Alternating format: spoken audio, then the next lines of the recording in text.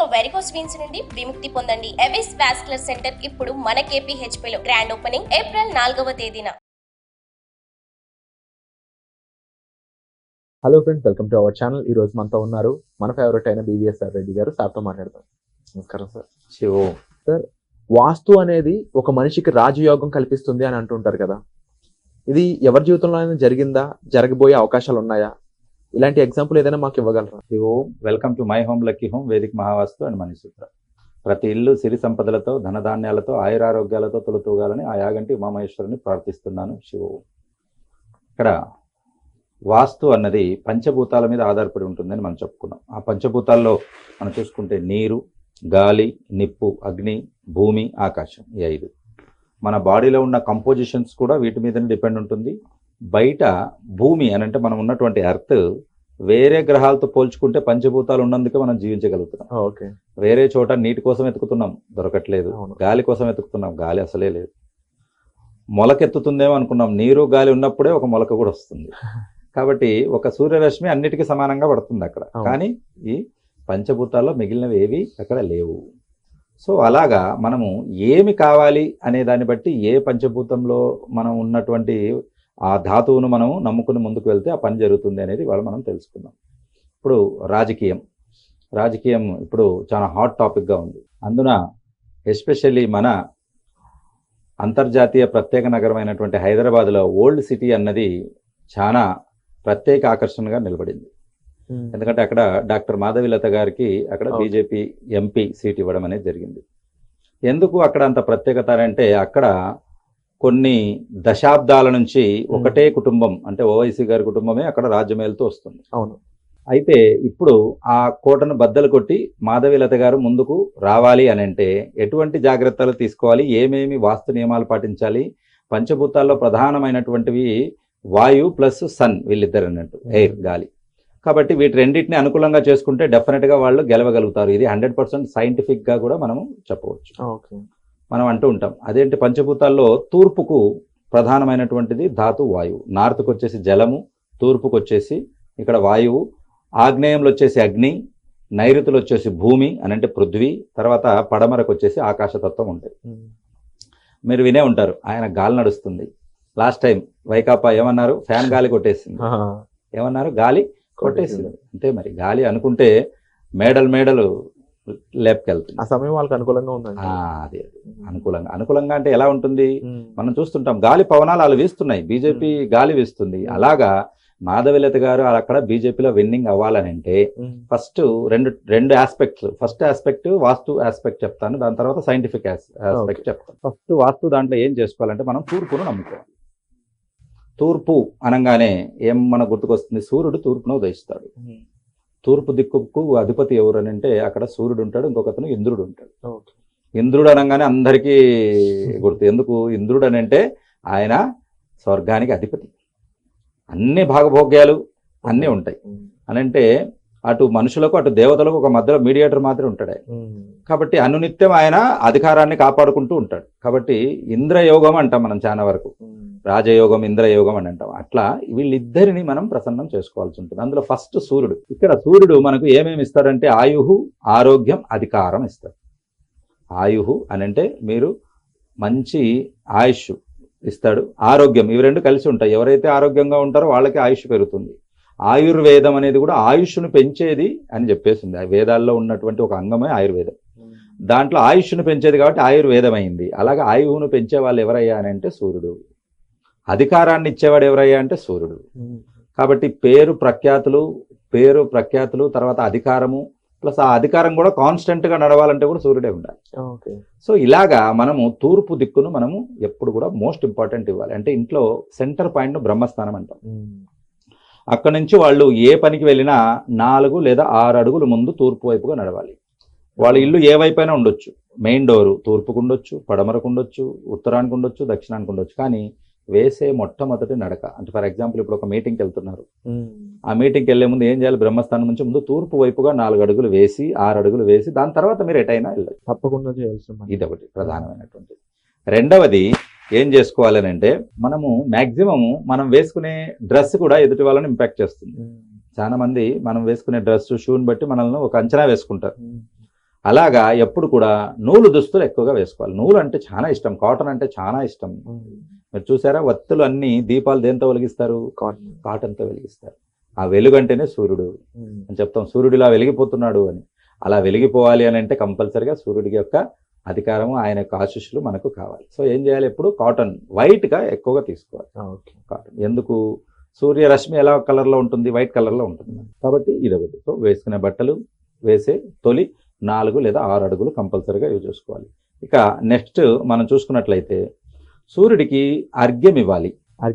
అర్ఘ్యం అని అంటే తనకి కృతజ్ఞత చెప్పుకోవడం. చాలా మందికి ఇది ఓన్లీ బ్రాహ్మణులే చేస్తారు, ఇది ఓన్లీ శౌచం పాటించే వాళ్ళే చేస్తారు, లేదా పాండిత్యం తెలిసిన వాళ్ళు వేదాలు చదువుకున్న వాళ్ళే చేస్తారని మామూలు వాళ్ళు చేయకూడదనే అలాంటి తప్పుడు అభిప్రాయం ఉంది. కాదు, సాధారణ మనుషులు పుట్టినప్పటి నుంచి 5 ఏళ్ల తర్వాత అంటే తన నీట్నెస్ ఎవరైతే, శౌచం ఎవరైతే నేర్చుకుంటారో వాళ్ళందరూ కూడా చేయవచ్చు. ఇది ఏమనుకుంటారు మీరు, బస్సులో వెళ్తుంటామండి, ట్రైన్లో వెళ్తుంటాము, ఎవరైనా పొరపాటున కాలు తగిలితే ఏం చెప్తాం? వెంటనే సారీ అని. మీకు చూసారా లేదా, ఇలా మొక్కుతారు అంటే పొరపాటు అయిందని. తెలియని మనిషి ఎవరో తెలియదు, ఆయనకి అంత కృతజ్ఞతగా మనం సారీ మనం చెప్పినప్పుడు అహర్నిశలు మనకు నిత్యము ఇంత వెలుగు ఇచ్చేవాడు. కరెంటు బిల్లు ఓన్లీ సాయంత్రం 6 నుంచి పొద్దున వరకు చేస్తేనే 10-20 వేలు కరెంటు బిల్లు వస్తుంది. అట్లా ఇంత కరెంటు ఫ్రీగా ఇస్తున్నాడు, ఇంత ఉంది, ఆయనకు మనం థ్యాంక్స్ చెప్పుకునే పద్ధతి అర్ఘ్యం అని. అంటే సూర్య భగవానుడికి ఏమి, ఆయనకు డబ్బు అవసరం లేదు, మీ అధికారం అవసరం లేదు, ఏమీ లేదు. ఏం కావాలి? నీళ్ళు ఇవ్వాలి. ఎందుకు? నిత్యం అగ్నిగోళంలో మండిపోతుంటాడు ఆయన, ఆయనకి ఏం కావాలి? వాటర్ కావాలి. ఆయనకు ఉన్నటువంటి మెటల్ ఏంటంటే కాపర్ అంటే ఇష్టం. కాబట్టి కాపర్ నీళ్ళలో, కాపర్ చెంబులో మనం నీళ్లు తీసుకుని ఆయనకు ఇవ్వాల్సి ఉంటుంది. ఇది పర్ఫెక్ట్గా అర్ఘ్యం చేసే పద్ధతి నేను చాలా వీడియోల్లో చెప్పాను. 2 చేతులతో పైకి పెట్టి చేయాలి. అక్కడ 2 సూర్యగాయత్రి మంత్రము, తర్వాత ఓం హ్రీం గుని సూర్య ఆదిత్యం శ్రీం అని ఉంటుంది, ఇది చెప్పాలి.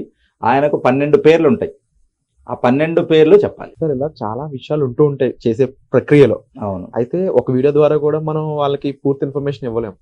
అయితే మీరు ఈ ఇన్ఫర్మేషన్ ప్రాపర్ గా ఎవరికైతే రిక్వైర్మెంట్ ఉందో, ఎవరికైతే అవసరం ఉందో వాళ్ళకి రీచ్ అవ్వాలని ఈ 21 ఏప్రిల్ వర్క్ షాప్ కండక్ట్ చేస్తున్నారని తెలిసి, అది ఎవరి కోసం, దానికి అటెండ్ అవడం ద్వారా వాళ్ళు ఎటువంటి లాభం పొందుతారంటారు? దీని యొక్క ముఖ్య ఉద్దేశం కూడా చెప్తారు. ఈ 21st క్లాస్ అటెండ్ చేసే వాళ్ళందరికీ ముఖ్య ఉద్దేశం ఏంటంటే, ఎవరికైతే డబ్బు కావాలనుకుంటారో వాళ్ళు అటెండ్ అవ్వచ్చు, ఎవరైతే సంపాదించిన డబ్బును నిలబెట్టుకోవాలనుకుంటున్నారో వాళ్ళు అటెండ్ అవ్వచ్చు. ఓకే. అలాగే నిలబెడితే ఏముంటుంది, దాన్ని ద్విగుణీకృతం అని అంటే డబుల్ చేసుకుంటూ వెళ్తారో, కంపౌండింగ్ చేసుకోవాలనుకుంటున్నారో వాళ్ళు అటెండ్ కావచ్చు. ఈ డబ్బును డబుల్ చేసే ప్రాసెస్లో ఏవైనా అబ్స్టకిల్స్ వస్తుంటాయి, ఆ అబ్స్టకిల్స్ వాస్తుది కావచ్చు, లేదా మీకు ఉన్నటువంటి పర్సనల్ ఇంపాక్ట్స్ కావచ్చు, వాటిని దూరం చేసుకోవాలనుకునే వాళ్ళు కూడా అటెండ్ కావచ్చు. సో మీరు ఇక్కడ విద్య, ఉద్యోగము, అధికారము, సంపాదన, ఆస్తులు, ఇవి ఏవి కావాలనుకున్నా కూడా మీకు అందులో సూత్రాలు అనేవి చెప్పడం జరుగుతుంది.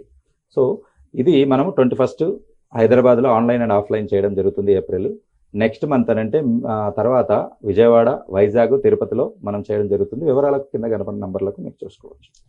సో ఇక్కడ మనము అర్ఘ్యం గురించి మనం మాట్లాడుకుంటాం. సూర్యుడికి జలం ఇవ్వడం ఏ టైంలో ఇవ్వాలి అనేది చాలా ఇంపార్టెంట్. సూర్యుడికి మీరు చూసారా, ఇప్పుడు భూమి పుట్టి కొన్ని కోట్ల సంవత్సరాలైనా కొన్ని సెకండ్ల తేడాతో కూడా సూర్యుడు లేటుగా రాడు, కరెక్ట్గా ఆయన టైంలో ఆయన వస్తాడు. దాన్ని బట్టి ఏమని నేర్పిస్తా అంటే డిసిప్లిన్. రాజకీయంగా ఎవరు ఎదగాలనుకున్నా వాళ్ళకి కావాల్సింది ఫస్ట్ డిసిప్లిన్. ఇది చంద్రబాబు గారిలో ఎక్కువ కనపడుతుంది. అని అంటే డిసిప్లిన్గా ఉండాలి. టైం అంటే టైం, కరెక్ట్ పర్ఫెక్ట్గా టైం మెయింటైన్ చేయాలి. అలా టైం మెయింటైన్ చేసిన వాళ్ళకి అధికారం త్వరలోనే వస్తుంది.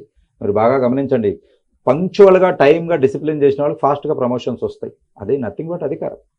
సో ఆ రకంగా అర్ఘ్యం ఇచ్చేటప్పుడు 12 పేర్లు చెప్పాలి, ఇవి 2 చూసుకోవాలి. వీటితో పాటు నెక్స్ట్ మనం చూసుకుంటే సూర్యుడి కంటే మనము ఈస్ట్ను మన గురించి మనం చెప్తున్నాం కదా, ఈస్ట్ యొక్క ధాతువు వాయువు అని చెప్పాం. కాబట్టి అలా వాళ్లకు వాయువు అనుకూలంగా రావాలి. జనాలు టాక్ అని అంటారు, గాలి వీస్తుంది అనేది ఎలా రావాలి, టాక్, మాట గురించి.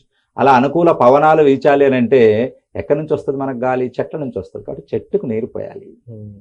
కాబట్టి తూర్పు యొక్క ధాతువు గాలి, మనకు ఆక్సిజన్ ఎక్కడి నుంచి వస్తుంది? చెట్లు ఇస్తున్నాయి. చెట్లు మనకు విషవాయువైన కార్బన్ డైఆక్సైడ్ తీసుకొని మంచి వాయువైన ఆక్సిజన్ ఇస్తున్నాయి.